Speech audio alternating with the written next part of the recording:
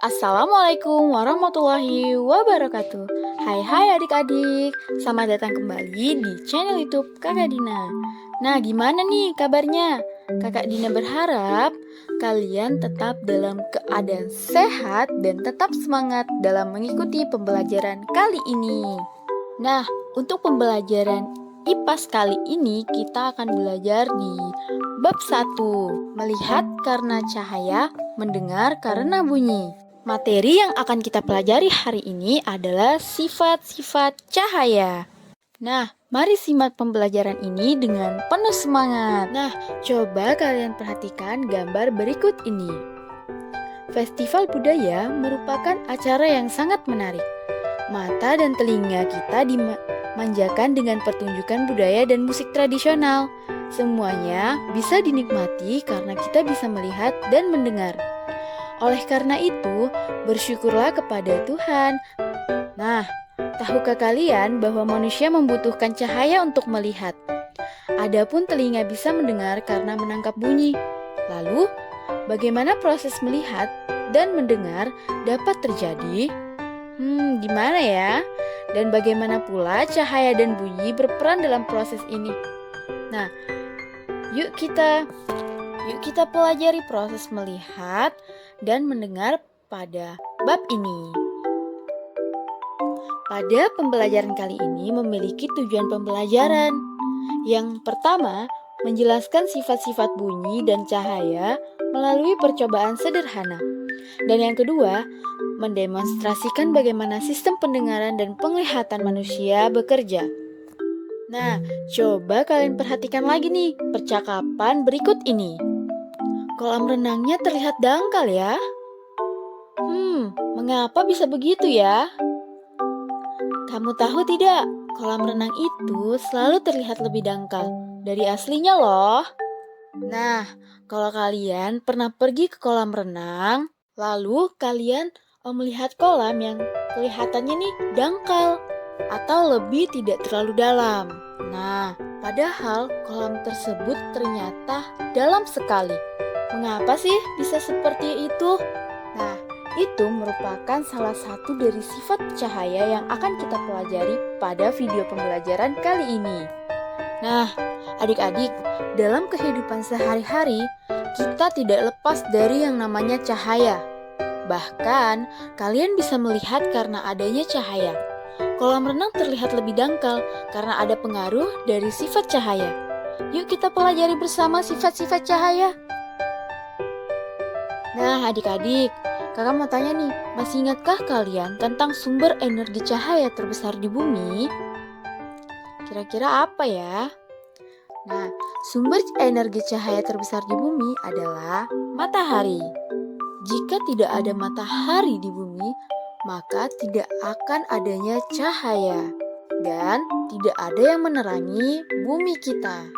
Nah, selanjutnya, cahaya matahari merambat dari jarak yang sangat jauh untuk sampai ke bumi. Cahaya tidak membutuhkan media seperti udara, air, atau benda padat untuk bergerak. Matahari bukan satu-satunya sumber cahaya. Lampu dan api juga menghasilkan energi cahaya. Yuk kita pelajari bersama-sama sifat cahaya. Sifat-sifat cahaya yang pertama. Nah, coba kalian perhatikan gambar berikut ini ya. Kalian bisa melihat bahwa cahaya itu merambat lurus melalui celah-celah daun yang ada di hutan ini dan melalui tembok-tembok ini. Nah, yang pertama, sifat dari cahaya. Cahaya merambat lurus.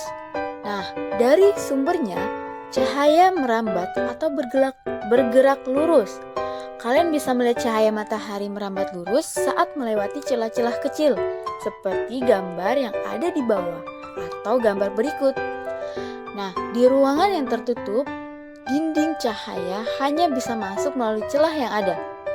Bisakah kalian melihat rambatan cahaya yang lurus? Nah, kalian bisa loh mempraktekkan sifat cahaya yang pertama ini dengan praktek seperti ada satu lilin yang kalian nyalakan dan ada 3 kardus yang tersusun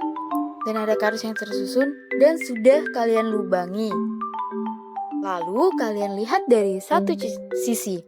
Nah, maka cahaya dari lilin ini akan merambat lurus melalui lubang-lubang yang ada pada kardus tersebut. Nah, yang tidak berlubang, maka cahaya tersebut tidak akan bisa menembusnya. Sifat cahaya yang kedua, yaitu cahaya dapat dipantulkan. Kita bisa melihat karena cahaya memantul dari benda ke mata kita. Jika tidak ada cahaya, maka tidak ada pantulan yang diterima oleh mata. Ketika kita bercermin, cahaya dari lampu merambat ke cermin. Lalu, cahaya tersebut dipantulkan ke mata kita. Akhirnya, kita bisa melihat diri kita serta apa yang ada di belakang kita. Nah, contohnya di sini. Ketika kita bercermin, cahaya dari lampu akan dipantulkan ke cermin, lalu cahaya tersebut akan dipantulkan ke mata kita.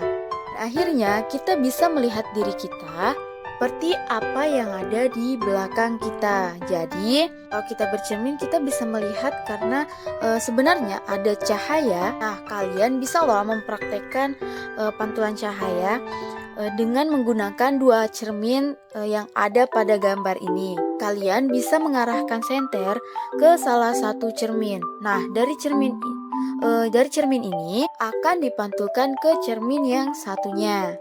Nah, kegiatan ini bisa membuktikan cahaya itu dapat dipantulkan. Sifat cahaya yang ketiga yaitu cahaya menembus benda bening. Kita bisa melihat jelas melalui kaca jendela.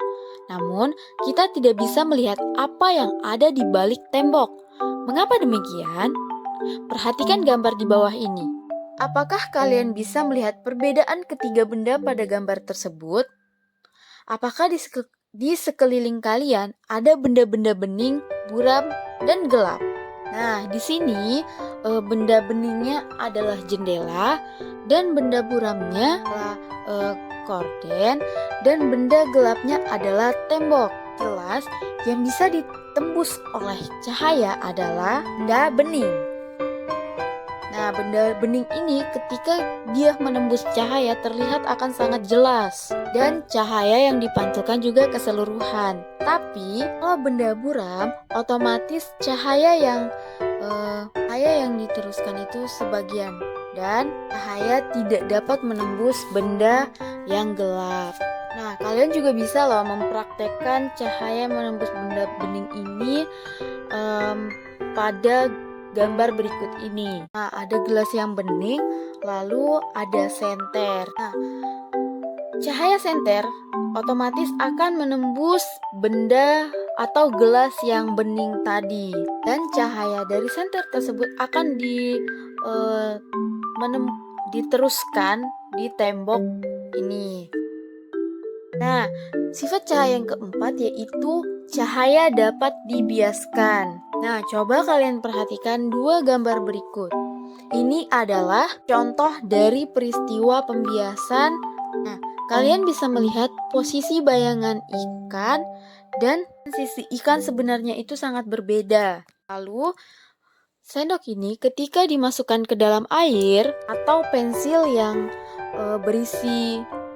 dimasukkan di gelas yang berisi air, kelihatan seperti patah atau bengkok ya. Padahal tuh aslinya tidak seperti itu. Nah, selain bisa menembus benda bening, cahaya juga dapat dibiaskan atau dibelokkan. Ketika menembus media yang berbeda, misal dari udara menembus ke air, cahaya bisa dibiaskan atau dibelokkan. Nah, hal inilah yang membuat Aga, Ian, dan Banu melihat kolam renang lebih dangkal dan dari yang seharusnya. Ini karena cahaya itu ternyata bisa dibiaskan. Nah, ketika kalian mengamati ikan dalam kolam, posisi ikan yang terlihat oleh mata bukanlah posisi aslinya. Hal ini terjadi karena cahaya dibiaskan ketika menembus ke air. Peristiwa ini juga yang menyebabkan sendok terlihat bengkok ketika sebagian sendok dicelupkan ke dalam air. Nah, sifat cahaya yang berikutnya, yang kelima, cahaya bisa diuraikan. Tahukah kalian bahwa cahaya putih merupakan gabungan dari berbagai macam warna? Cahaya matahari merupakan salah satu contoh cahaya putih. Cahaya ini bisa diuraikan menjadi warna pelangi menggunakan prisma transparan. Cahaya yang menembus prisma akan dibiaskan dan terurai menjadi warna-warna pelangi. Nah, warna-warna pelangi itu ada merah, jingga, kuning, hijau, biru, nila, dan ungu. Ini juga merupakan proses terjadinya pelangi ketika cahaya matahari diuraikan jadi warna-warna pelangi. Karena di sini air hujan mengenai cahaya matahari. Pernahkah kalian melihat pelangi? Kapan pelangi terbentuk di langit? Pelangi terjadi ketika hujan diiringi dengan sinar matahari. Air hujan bersifat seperti prisma yang akan membiaskan dan menguraikan cahaya matahari menjadi warna pelangi. Kalian juga bisa membuat pelangi sendiri loh dengan bantuan kaca dan air. Cahaya yang selanjutnya atau yang keenam, ketika cahaya dihalangi akan terbentuk bayangan. Nah, cahaya itu merambat lurus ya dan tidak dapat berbelok. Ketika cahaya mengenai suatu benda, maka cahaya yang terhalang benda akan membentuk bayangan. Perhatikan kedua gambar di bawah ini. Nah, perhatikan bola tenis bawah ini. Bahwa bola tenis ini berbentuk bayangan nih, adik-adik. Karena cahaya mengenai bola tenis ini sehingga dia berbentuk bayangan. Apa yang sudah kita pelajari pada materi kali ini? Nah, yang perlu kalian pahami yaitu yang pertama, cahaya merambat lurus dan tidak membutuhkan media untuk merambat. Yang kedua, kita bisa melihat karena cahaya yang bisa dipantulkan. Benda memantulkan cahaya dari sumber cahaya ke mata kita. Yang ketiga, cahaya bisa menembus benda bening seperti kaca. Benda-benda tembus pandang seperti kain tipis dan kertas minyak hanya bisa ditembus sebagian oleh cahaya.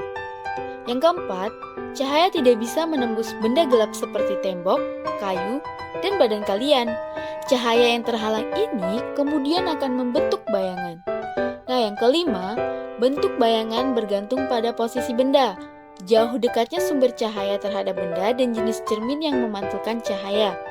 Yang keenam, cahaya menembus medium yang berbeda, seperti dari udara ke air, cahaya akan dibiaskan.